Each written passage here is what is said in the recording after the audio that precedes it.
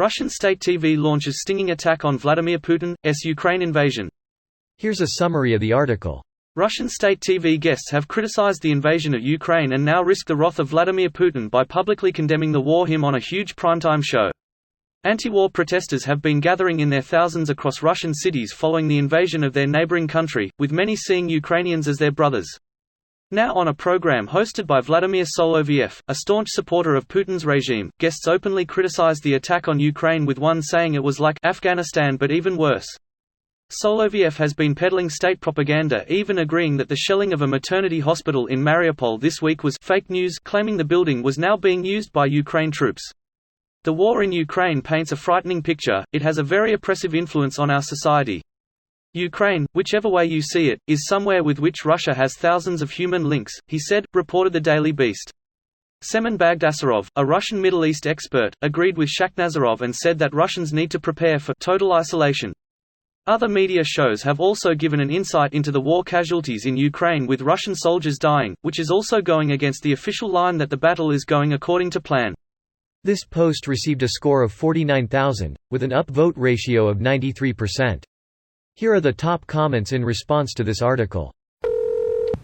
Just end it. It was a mistake, and the absolute best decision is to stop making the mistake. Unfortunately it's rare for a country to cut their losers after starting a war of aggression. Nazi Germany and Imperial Japan destroyed themselves for that very reason. The US is no stranger to quagmires either. Now this I like to see.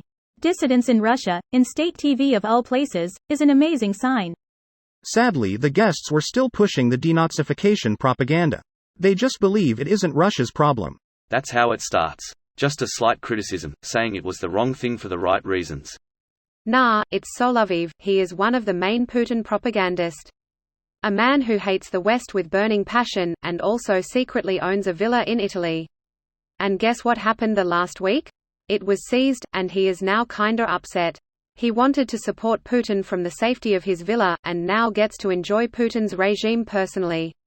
Soloviev giving Putin a way out of this? We're not losing. We just decided Ukraine doesn't want our help, then screw them. It is costing us too much to Nazify Ukraine.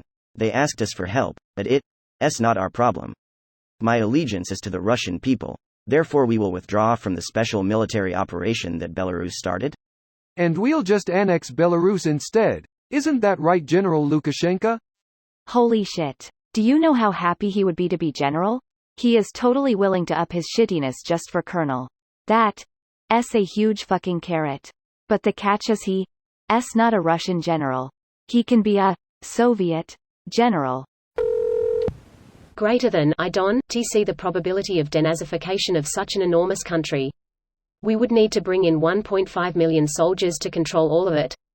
How widespread does the average Russian think ultra-nationalist racists are in country where the far-right element won only 2.5% of the vote and elected a Jewish president? It's like conspiracy theorists, they will do anything but believe the obvious. Even right-wingers like Charlie Kirk here in the States are pushing the Nazi narrative script on his followers. They have access to all the information they need to know it's bullshit, but as you say, they refuse to see it because it doesn't fit their alternate reality. I know right-wingers that don't even think the war is real. They think it's a manufactured news story to distract from the trucker protest. Hang on. But COVID itself was supposed to be a distraction for something, wasn't it? It doesn't matter what is happening. Anything that makes the news could conceivably be a distraction. Anything you don't want to believe? Well, it's news material, so it distracts people.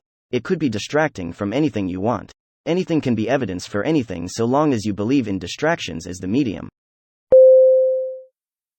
This video was automatically created by Reddit to speech.